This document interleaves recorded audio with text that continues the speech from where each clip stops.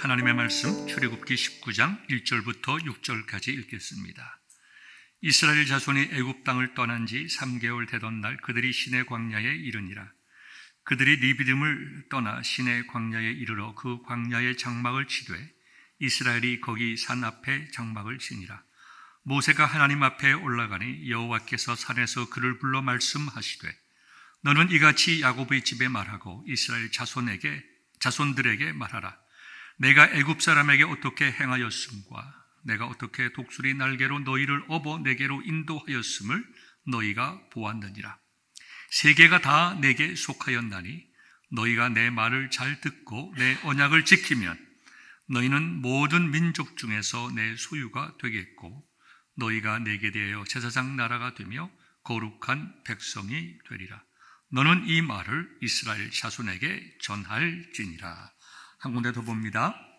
민수기 6장 22절부터 26절까지의 말씀입니다.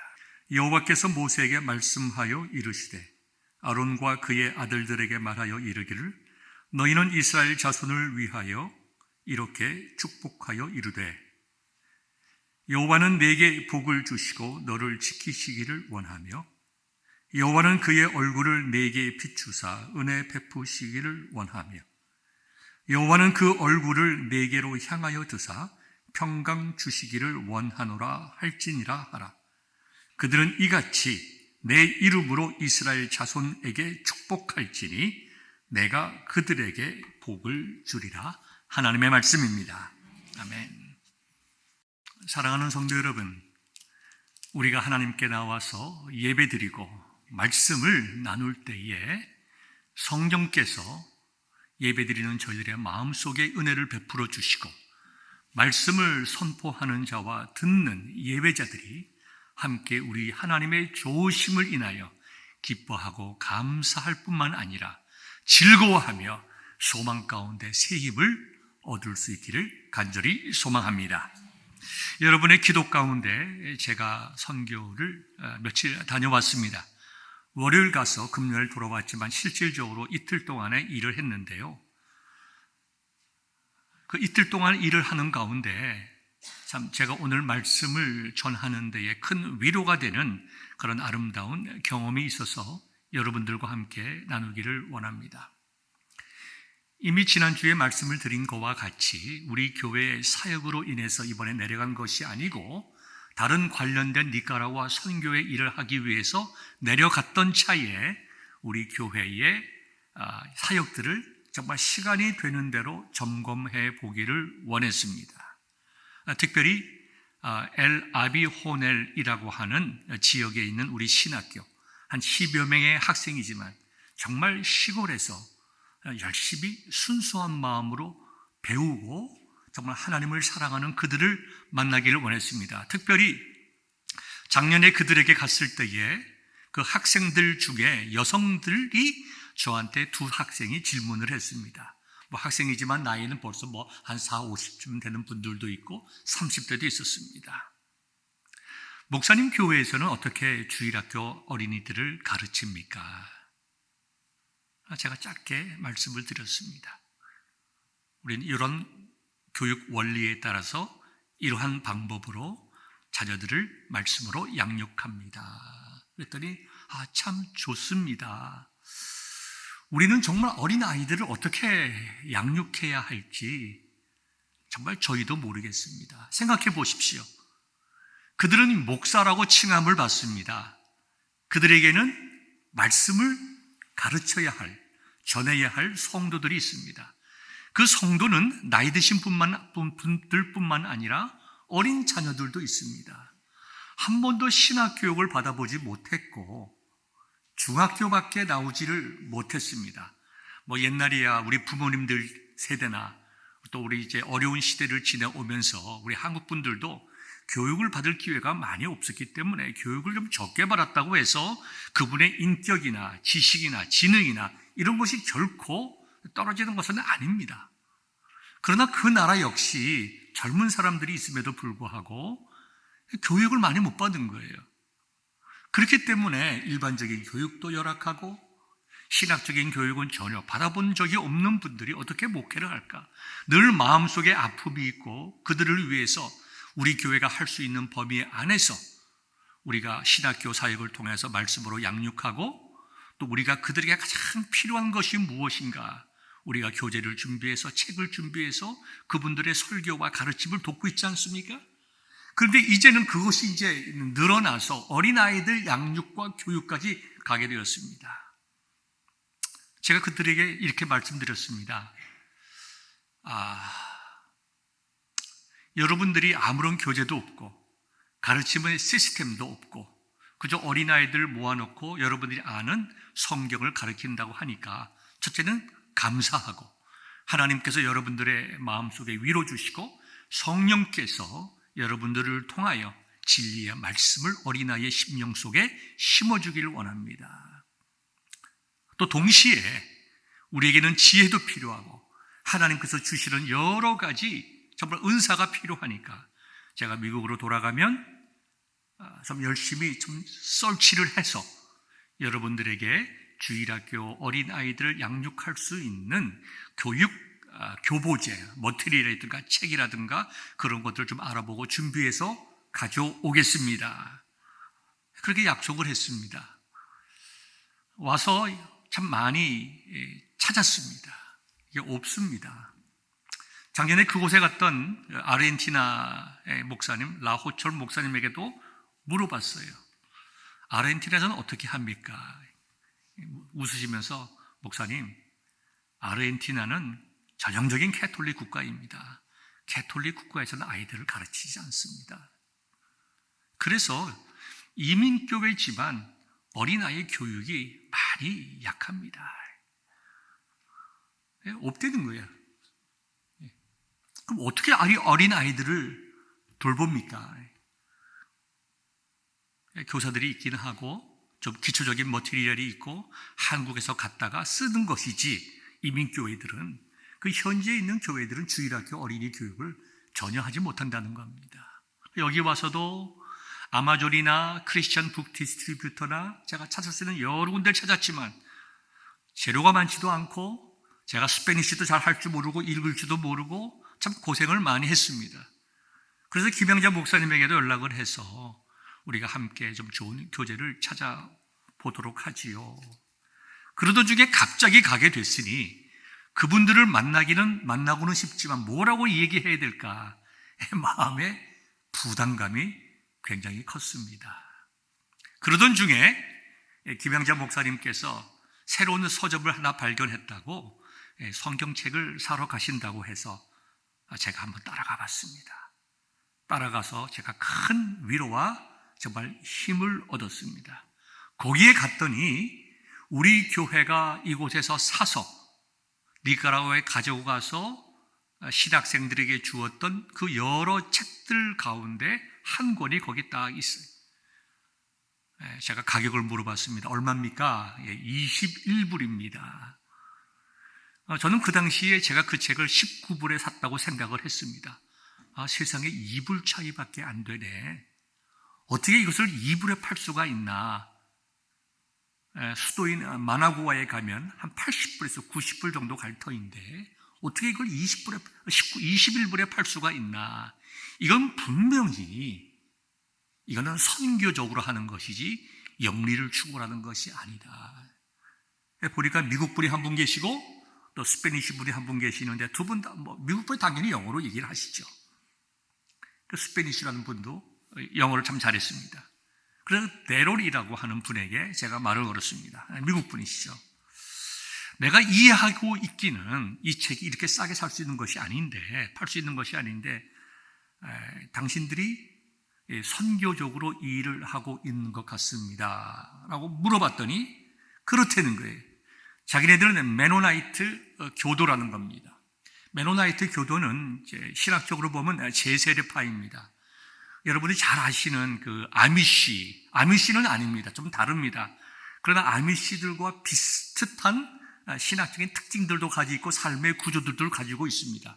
아미시처럼 이렇게 분리되어서 그들만의 정착촌을 가지고 있지는 않지만 이분들 역시 굉장히 전통적으로 스위스나 네덜란드나 이런 지역에서 자기들이 가지고 있는 신앙의 교리들을 지키기 위해서 많은 핍박도 받았고, 특별히 우리처럼 이게 개혁교회로부터 핍박을 많이 받았습니다.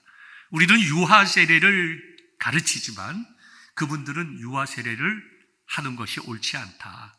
유아 세례를 받았다 하더라도 다시 세례, 재세례를 해야 하는 것이다. 그래서 재세례파라고 이야기를 하죠. 그것 때문에 우리들의 믿음에 좋은 선배들로부터 참 많은 고난을 받고, 그 고난 때문에 미국으로, 다른 나라로 이주했던 그러한 이제 신앙인들입니다. 거기서 니카라구아 선교를 위해서 그들이 헌금을 하고, 그 헌금으로 거기에 북스토어를 만들고, 그 북스토어를 통해서 니카라구아에 필요한 서적들을 목사님들에게, 또 신학생들에게, 또 교회에 팔고 있는 거예요. 아주 싼 가격으로. 제가 그들과 대화하면서 놀라운 걸 또 하나 발견했습니다. 그 메노나이트 교도들은 2년간, 결혼한 사람은 2년간 해외 선교를 해야 된다는 거예요. 의무적으로. 싱글들은 4년간. 그리고 데롤이라는 사람은 결혼한 사람인데 2년간 거기 나와서 선교를 하는 거예요. 그러니까 선교가 그들의 삶의 한 부분이 아니라 삶 그 자체였다는 것이죠. 참 너무나 감사한 거예요. 너무나 귀한 거예요.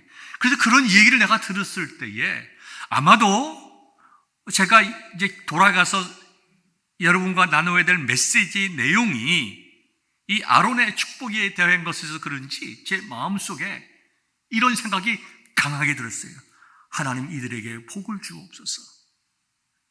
자기의 삶을 나누고 자기의 물질을 들여서 이처럼 선교하는 이 중남미에서 제일 가난한, 미국과 관계도 별로 좋지 않은 이 니카라구아 이 시골에까지 와서 복음을 전하는 이들에게 하나님 복을 주옵소서. 은혜를 베풀어 주시고 이들의 교회와 삶 속에 하나님 은혜를 베풀어 주옵소서. 제 마음이 뜨거워지는 거예요. 동시에 거기서 제가 이 책들을 발견을 했습니다. 이게 하드카바입니다. 이 책들. 이게 뭐냐면 히스토리아스 데 라 비블리아. 제가 스페니시 잘 모르니까 발음이 좀 그렇습니다. 창세기부터 시작해서 요한계시록에 이르기까지 어린 아이들이 쉽게 성경을 이해할 수 있도록 그림으로 되어 있습니다. 이렇게 그림으로 이렇게 되어 있어요. 이런 식으로 그림으로 이렇게 성경을 가르치게 되어 있습니다. 여러분들 다 이렇게 보이실 것입니다. 이런 식으로 이렇게. 얼마나 감사한지. 이런 책을 그렇게 찾고 싶었는데 니카라구아 가서 찾은 거예요. 하나님 은혜 아닙니까? 여러분들의 기도 아닙니까? 그래서 이것을 제가 급하게 20세트를 샀습니다. 이 세 권을. 그러니까 60권이죠. 이 20세트를 사니까 295불이에요. 큰 돈이라고 하면 큰 돈이지만 우리가 300불의 헌금을 들여서 빈손으로 가지 않고 엘-아비 호날에 있는 신학생들이 그들이 섬기는 교회의 어린 아이들을 위해서 각 교회에 이와 같이 주일학교 선생님들이 가르칠 수 있는 급한 대로 성경 이야기를 들고 가니 얼마나 감사해요. 아이들을 앉혀놓고 선생님이 아니면 목사님이 교재를 펴고 하나하나씩 내용들을 설명하고 이해하고 읽게 한다면 이거 얼마나 놀라운 선교입니까? 얼마나 감사한지. 그래서 빈손으로 가지 않고 이제 엘-아비 호넬 캠퍼스를 하는 교회에 이제 가게 됐습니다. 교회를 한번 사진 한번 보내주십시오. 이 교회입니다. 이 교회에서 우리가 엘-아비 호날이라고 하는 지역에서 있는 아살이라고 하는 목사님의 섬기는 교회, 여기서 우리가 수업을 하고 있습니다. 이렇게 학생들이 안에서 우리가 이렇게 이제 설치해준 이 TV를 통해서 영상으로 수업을 합니다. 이게 다 창문들이 제대로 유리도 없습니다. 그래서 수업을 받는 날 TV를 집에서 들고서 걸어서 수업을 받고 수업이 끝나면 또 텔레비를 또 집에로 가져가고 이렇게 수업을 받습니다. 넘어갑니다. 그래서 제가 도대체 이분들이 그 박스를 보니까 그 주소가, 박스가 있어요. 도대체 여기가 어딘가, 테네시 어딘가 봤더니, 여러분, 제가 구글 맵을 통해서 봤습니다. 여기가 이분들 선교지예요. 예, 메노나이트 선교 공동체에서 여기 집이고 여기 창고입니다. 확대해 보면 이게 창고예요. 여기가 어딥니까? 도시가 아니에요. 뭐 테네시가 시골이 농경지가 많긴 하지만 정말 시골에서 저런 곳에서 살면서 저기서 저들이 헌금하고 모아서 서적을 중국에서 프린트 해가지고 와서 뭐 니카라과만 보이겠습니까? 중남미 스페니시를 쓰는 지역에 보내면서 선교를 하는 거예요. 저 시골 동네에서. 얼마나 감사한지. 그래서 제가 제 마음속에 와, 참 훌륭한 사람들이다. 근데 이번에 그 엘 아비호나를 가면서 이제 또 다른 장로님과 한 분과 같이 갔습니다. 제가 가 있는 그 기간 동안에 아틀란타에서 교회를 섬기시는 장로님 부부가, 장로님과 권사님이 저와 같은 기간 동안에 그 김양자 선교사님 그 캠퍼스를 방문을 했습니다. 5월 말에 일반 성도들과 이제 방학을 하니까 학생들이 함께 한 40명 정도가, 한 50명 정도가 이제 선교를 오게 되는데, 그 선교를 준비하기 위해서 이 장로님 부부가 와서 이제 뭐 숙식을 어떻게 하고, 어떤 머티리얼로 주일학교 아이들 하고, 그다음에 어디 가서 앞으로 교회가 어떤 건물을 짓고, 이 장기적인 플랜을 가지고 선교를 하기 위해서 이제 준비차 왔습니다. 그래서 가면서 그 장로님과 함께 가는데, 여러분들이 잘 기억하실지 모르겠지만 아베호날은 굉장히 시골 중에 시골입니다. 조금만 더 가면, 5분만 더 가면 바닷가 나옵니다. 정말 우기가 되면 갈 수가 없는 곳입니다. 근데 이번에는 건기가 되어서 가는 데는 문제가 없었어요. 한참을 가니까, 가서 저 교회에 이르르니까 그 장로님께서 저한테 이런 말씀을 하세요. 이런 시골에까지 선교를 하십니까? 놀라시는 거죠.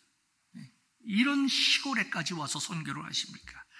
근데 제가 그 말을 딱 듣는 순간에 이게 어떻게 매치가 되냐 하면, 와, 제가 아까 오기 전에 거기서 이제 구글을 찾아서 봤듯이 이 메노나이트 사람들이 이 참 저런 시골에서 농사 지으면서 살면서도 복음을 증거하겠다고 그들이 헌금해서 니카라구아에 싸게 책을 보급하는 것과, 우리가 이렇게 우리 교회 성도들이 이 시골에 와서 복음을 증거하는 것과 이게 일치가 되는 거예요. 싱크로나이즈가 되는 거예요.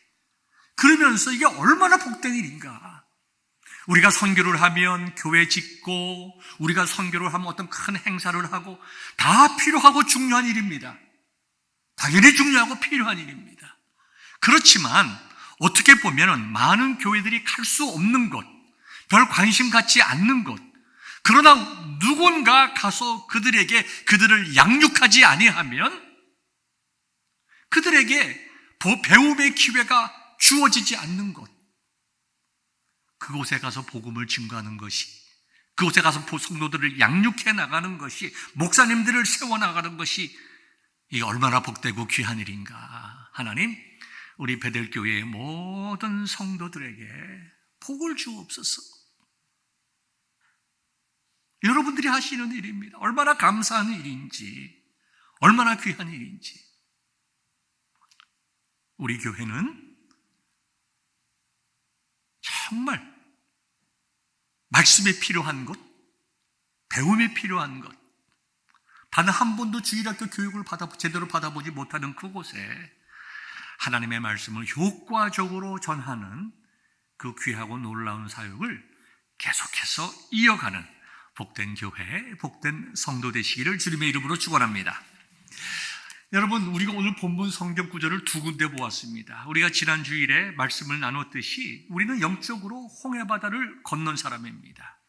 하나님께서 이스라엘 백성들을 택하시고 그들에게 놀라운 하나님의 권능을 보여주시고 그들로 하여금 홍해를 건너가게 함으로써 홍해를 건너가는 그들이 그들 앞에 주어진 은혜를 믿음으로 받아들이고 홍해를 건너갔어요. 내 힘으로 홍해를 건너간 것이 아닙니다. 그들은 하나님 앞에 원망하고 하나님 배반하고 그 다음에 정말 애굽에서 탈출해 나가는 그와 같은 놀라운 은혜와 복을 받았음에도 불구하고 하나님을 제대로 신뢰하지 않고 믿지 아니하던 그때에, 죽음 앞에서 원망하던 그때에 무조건적으로 베풀어 주시는 하나님의 은혜를 그때 가서야 죽음 앞에서 받아들이고 홍해바다를 건너갔습니다. 하나님께서 홍해바다를 가르지 않고도 이스라엘 백성들을 다르게 가나안 땅으로 가게 하실 수 있습니다. 그와 같이 하신 것은 오고 오는 많은 하나님의 택하신 백성들이 우리의 구원이라고 하는 것은 우리의 노력과 의지가 아니라 온전히 하나님의 은혜임을 깨달아 알게 하시기 위해서 이스라엘 백성들을 홍해 앞에 세웠다고 하였습니다. 그리고 그들이 석 달이 지나서 시내산 밑에 이르렀습니다. 그리고 그들이 이제 그들에게 하나님께서 모세를 통하여 말씀하신 것, 뭐라고 말씀하셨습니까? 오늘 첫 번째 읽은 본문의 내용이죠. 모세가 하나님 앞에 올라가니 여호와께서 산에서 그를 불러 말씀하시되 너는 이같이 야곱의 집에 말하고 이스라엘 자손에게 말하라 하시면서 이 세 가지 말씀하셨습니다. 어떻게 내가 너희들을 인도하여 뇌는가? 두 번째, 너희들에게 이 모든 것이 다 너희들의 것이다. 정말 우리가 쉽게 하는 말로 내 것이다, 너희들 것이다. 전 세계가 나의 것이다. 아담과 하와에게 주셨던 그 복된 말씀을 그들에게 다시 선포하시고 그 모든 것을 누리기 위하여 너희가 다시는 아담과 하와처럼 언약을 깨지 말고 하나님의 약속의 말씀대로 살아라. 그리하면 너희가 참으로 복된 인생을 살게 될 것이다. 이처럼 하나님께서 십계명과 여러 율법의 말씀을 선포하기 전에 마치 서시처럼, 프롤로그처럼 이스라엘 백성들에게 선포한 내용이 오늘 본문의 내용 아닙니까? 그리고 본문의 핵심이 뭐예요? 내가 너희들을 구원해 내었으니 너희들은 이제 내 앞에서 거룩한 삶을 살라. 하나님과 아름다운 관계를 회복해 나가고 복된 관계를 유지하고 택하시는 백성으로서 믿음과 사랑과 은혜와 복을 충만히 누리면서 살라. 하나님께서 주시는 복된 예배의 부름이라고 지난 시간에 말씀하셨습니다. 그리고 이 말씀과 아주 잘 매치되어 있는 말씀이 바로 오늘의 본문입니다. 하나님께서 모세를 불러 말씀하셨습니다.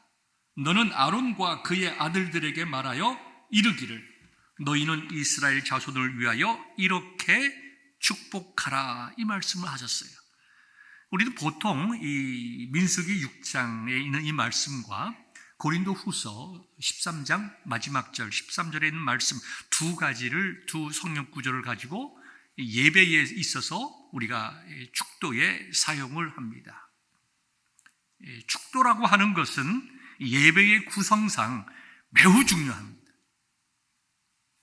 하나님의 말씀을 듣고 그 말씀대로 살아가기로 하나님 앞에 결단하는 자들에게 하나님께서 복을 내려주신다라고 하는 복의 선포가 되는 것입니다. 축도는 기도가 아닙니다. 그렇게 되기를 소망합니다라고 하는 것이 아니라 하나님의 말씀, 선포된 하나님의 말씀을 듣고 그 말씀대로 살아가기로 결단하는 자들에게는 이와 같은 복이 있을 것이다. 하나님께서 그렇게 복을 선포하라고 하신 것입니다. 그러니까 예배의 모든 순서들이 다 하나님께서 우리에게 주신 의미가 있고 그 모든 예배의 순서의 과정을 마치고 신령과 진정으로 예배를 드리고 주시는 은혜를 붙잡고 믿음으로 사는 자에게는 하나님의 놀라운 은혜와 복이 있을 것이다.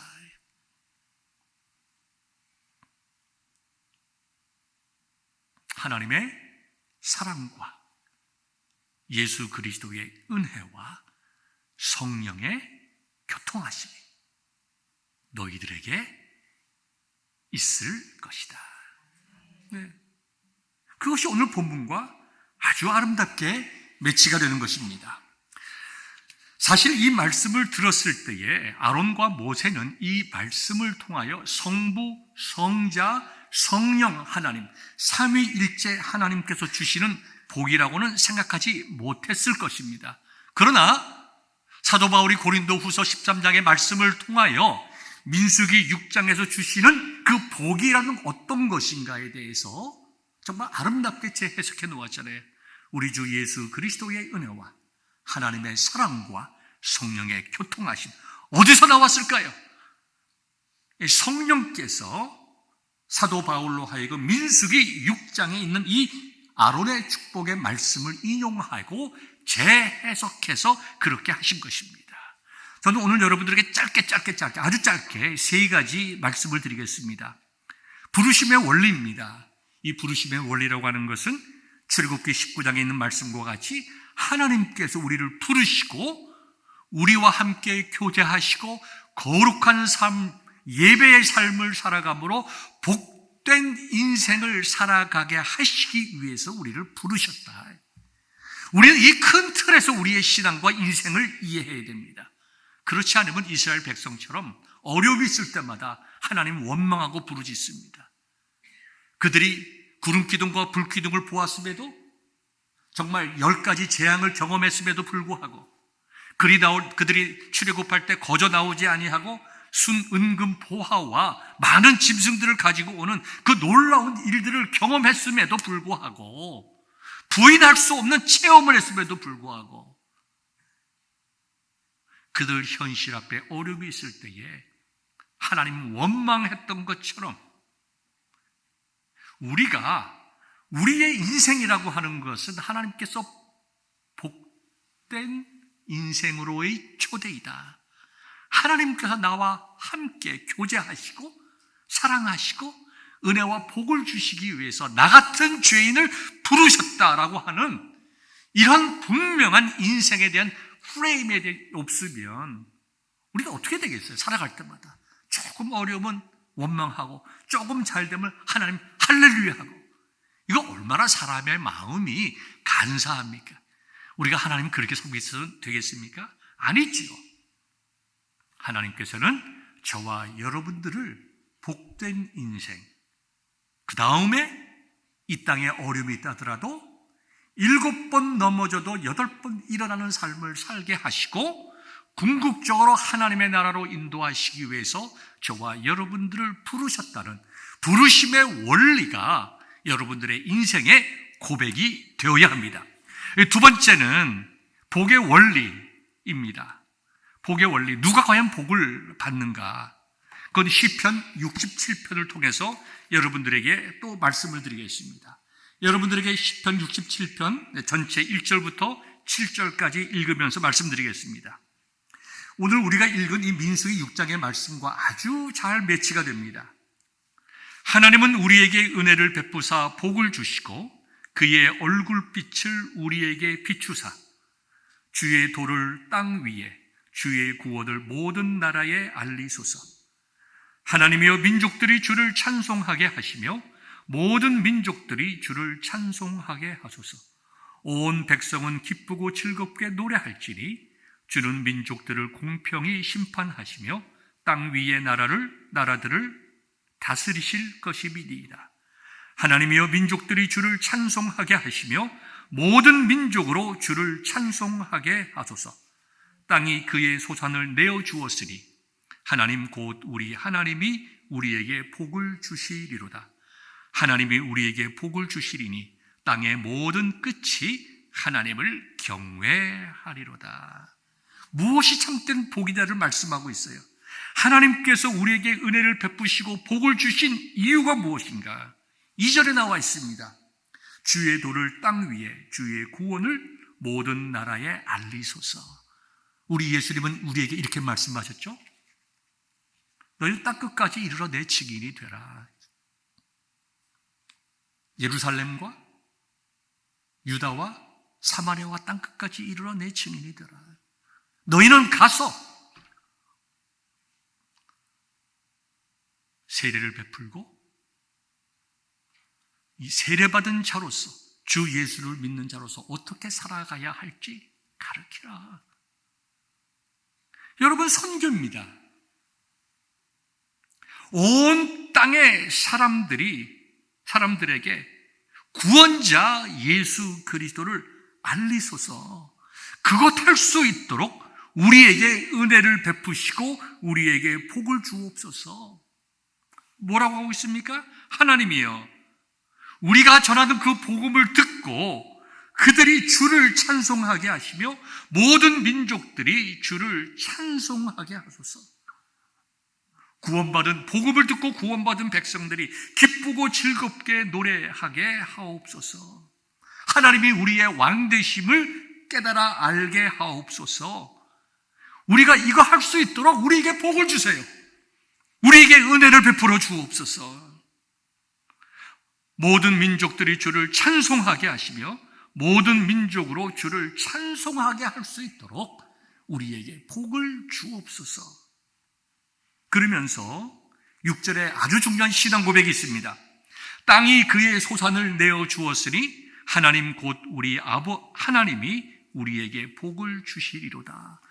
이처럼 정말 하나님께서 우리에게 복을 주셔서 우리가 구원의 하나님을 전하고 그 복음을 듣고 하나님의 백성이 된 자들이 온 땅에서 일어나 하나님을 찬송할 수 있도록 우리에게 복을 주소서. 또 그리고 우리가 그런 생활을 할 때에 하나님께서 땅이 그 소산을, 다시 말해서 뭡니까? 우리가 그 일을 감당할 수 있도록 우리에게 필요한 것을 채워주신다는 거예요. 어디에 예수님께서 뭐라고 말씀하셨죠? 마태복음 6장 31절부터 33절까지의 말씀에 나와 있잖아요. 염려하여 이르기를 무엇을 먹을까, 무엇을 마실까, 무엇을 입을까 하지 마라. 이는 다 이방인들이 구하는 것이라.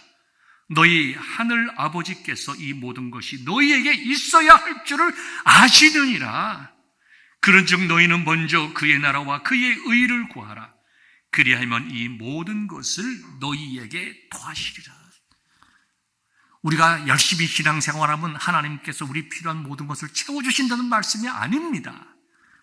우리가 하나님의 일을 감당해 나가고 시편 67장에 있는 말씀처럼 하나님께서 우리에게 은혜를 베푸시고 복을 베푸셔서 우리로 하여금 이방에 복음을 전하면 땅의 소산이 우리에게 주어지듯이 예수님의 하신 말씀, 너희가 하나님의 나라와 의를 구하면 너희가 그것을 이루어낼 수 있도록 너희들의 필요한 것을 채워주신다는 거죠. 민수기 6장의 말씀이나 시편 67편에 있는 말씀이나 마태복음 6장에서 하신 주님의 말씀이 다 동일한 말씀이에요. 왜 동일한 말씀입니까? 성경이 우리에게 주시는 메시지는 하나예요. 동일하기 때문에 그렇습니다. 우리가 어린아이들에게 캔디를 줄 때 빨간 캔디도 있고 노란 캔디도 있고 이런 코팅 저런 코팅이 많이 있지만 그 안에 스윗한 캔디가 들어있는 것처럼 하나님께서는 하나님의 뜻과 우리가 정말 어떻게 살아가는 것이 복된 인생을 알게 하시기 위해서 이렇게도 우리에게 먹이시고 저렇게도 먹이시고 이렇게도 말씀하시고 저렇게도 말씀하시는 것이지만 근본적인 게 뭡니까? 하나님이 저와 여러분들을 왜 구원하셔서 부르셨어요? 출애굽기 19장에 나와 있던 것과 같이 우리에게 율법을 주시기 전에 율법에 대한 목적을 말씀해 주시잖아요.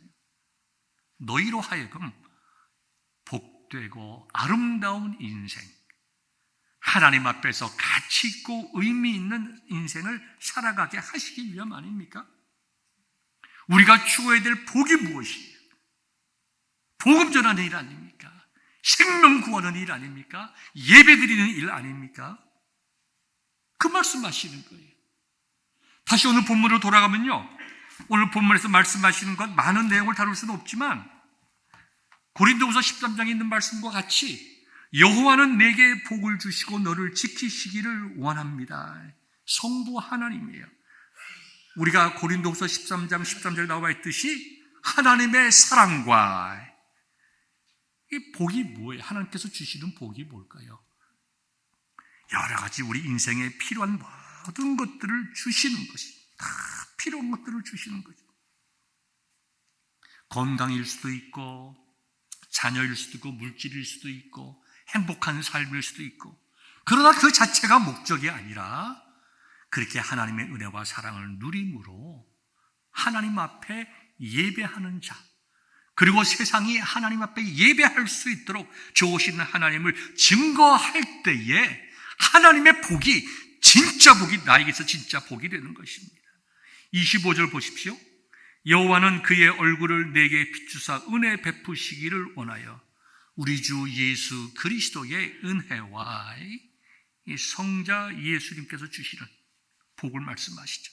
세 번째, 여호와는 그 얼굴을 내게로 향하여 드사 평강 주시기를 원하노라. 성령의 교통하심을 말씀하고 있는 것입니다. 그러니까 하나님께서 모세에게 말씀하시는 거예요. 너는 아론에게 말하라. 역할이 다르죠. 하나님께서 모세와 아론 형제를 통하여 놀라운 예수님의 그 삼중직, 우리 신학적으로는 예수 그리스도의 삼중직이라고 하는데, 예수님께서 하시는 일이 무엇인가 그걸 보여주잖아요. 모세를 통하여 하나님의 말씀을 대언하는 선지자의 역할과 이스라엘 민족들을 이끌어 나가는 왕의 역할을 말씀하는 거예요. 아론을 통해서는 제사장 역할을 말씀하는 거예요. 그래서 모세가 하나님의 말씀을 선포하고 말씀을 받아 선포하고, 아론은 제사장으로서 그 말씀을 통하여 하나님과 이스라엘 백성들을 화해시키고 백성으로 만들어 나가고, 그 다음에 하나님의 백성된 이스라엘 민족들이 모세의 인도를 받아서 가나안 땅으로 가지고 있잖아요.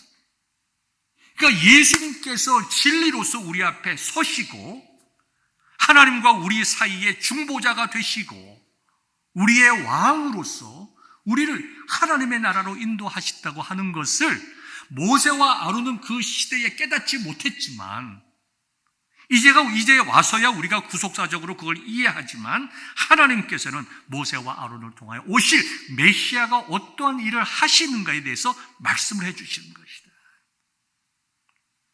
그러므로 여기 있는 제사장의 축복이라고 하는 것은 성부, 성자, 성령 하나님께서 주시는 축복이고, 이것이 예배에 들어와서 말씀을 들은 성도들, 예배를 통하여 회개하고 하나님 앞에 바로 서기로 결단한 성도들이, 하나님, 이제는 하나님 앞에서 거룩한 삶을 살겠습니다.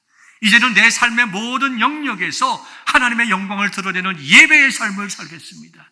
이제는 내가 이 땅에서 나를 위하여 살아가는 것이 아니라 우리에게 맡겨진 소명의 삶을 살아가겠습니다. 은혜를 주시고 힘을 주옵소서. 내가 이제 그런 결단으로 헌신의 삶을 살겠습니다 라고 그들이, 예배자들이 하나님 앞에 결단하고 헌신할 때에 그러한 너희들에게 하나님의 그 일을 감당할 수 있도록 주시는 하나님의 사랑과 너희를 죄악에서 이끌어내신 하나님, 우리 주님께서 너희의 모든 삶의 고난에서 건져주시는 복과 너희들을 위로하시고 하나님께서 인도하시는 바른 방향으로 가게 하시는 그 카운셀러 성령님께서 너희와 함께 하실 것이다. 그 복을 선포하는 것이 우리 예배에 들어가 있는 축도예요. 그러니까 그 축도는 그날 예배를 드린 자에게 주어지는 것입니다. 그리고 예배의 모든 순서를 하나님 앞에 신령과 진정으로 드린 자에게 주어지는 것이지, 예배의 많은 순서들을 진실하게 드리지 못하고 내가 그냥 축도받음으로 하나님께 나에게 복을 주신다, 이건 굉장히 캐톨릭적이죠. 바른 성경적인 것이 아닙니다. 이제 말씀을 마치고자 합니다. 오늘 설교의 메시지의 제목은 너희는 이렇게 축복하라. 이 민수기 6장에 있는 말씀이나 시편 67편에 있는 말씀이나 고린도후서 13장 13절에 있는 말씀이 공동으로 가르치는 것이 축복하라는 이 내용의 말씀 두 가지입니다. 첫째, 우리가 하나님으로부터 복을 받기 위하여 기도해야 된다.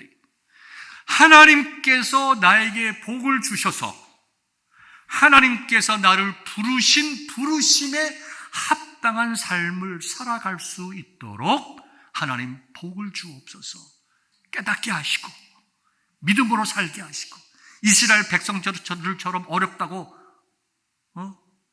이리 뛰고 저리 뛰지 않게 하시고 고난 속에서도 믿음으로 하나님을 바라보게 하시고 소망 가운데 살아가게 하시고 나에게 또 우리 가족에게 우리 믿음의 공동체에게 맡기신 그 사명, 제가 설교 초에 말씀드린 것처럼 그 시골에 살면서도 그들이 헌금하고 그들의 삶에 2년씩 4년씩을 들여서 복음을 증거하듯이 우리가 비록 그렇게는 못한다 하더라도 우리가 주어지는 환경 속에서 주 예수 그리스도의 복음을 위하여 정말 헌신적인 삶을 살아갈 수 있도록, 하늘의 소망을 두고 살아갈 수 있도록 복을 주옵소서. 이게 첫 번째 복에 대한 우리의 기도이고, 두 번째, 서로가 서로를 향하여 하나님 내 자녀들에게 복을 주옵소서, 축복하여 주옵소서, 복을 주옵소서, 내 자녀들에게 복 주옵소서. 얘들아, 내가 너희들을 축복한다. 하나님께서 너희들을 향하여 사랑하는 나의 아이들아 여기 있구나. 너희들을 바라보시고 사랑해 주시고 은혜 베풀어 주시고 인도하여 주시기를 내가 기도한다. 성도들이 서로 축복하는 그와 같은 축복된 삶, 그리고 그 축복의 내용이 세상적인 것이 아니라 딱 끝까지 이르러 복음 전하고 예배하고 거룩한 삶을 살아갈 수 있도록 서로가 서로를 향하여 축복의 기도를 하라고 하는 것이 오늘 민수기 6장 23절에 나오는 말씀이에요. 아론과 그의 아들들에게 말하여 이르기를 너희는 이스라엘 자손을 위하여 이렇게 축복하라. 사랑하는 성도 여러분, 축복하는 어머니들 되기를 바랍니다. 축복하는 아버지들 되기를 바랍니다. 축복하는 자녀들 되기를 바랍니다. 축복하는 성도들 되기 바랍니다. 축복하기도 시간이 없는데 왜 우리들의 자녀들을, 성도들을, 부부들을 미워하며 험한 말을 우리 입에서 해야 되겠습니까? 오늘 주신 말씀 우리가 깊이 새기고 이제부터라도 내가 하나님께 구하는 복이 무엇인가, 참된 하나님의 마음을 조금이라도 헤아리고 하나님의 마음에 맞는 인생 살아가기 위하여 하나님께 복을 구하고, 나뿐만 아니라 나의 자녀들이, 우리 교회가, 우리 부모와 자녀들이 정말 동일한 복된 인생 살아갈 수 있도록 축복하는 저와 여러분 되시기를 주님의 이름으로 축원합니다. 기도하겠습니다.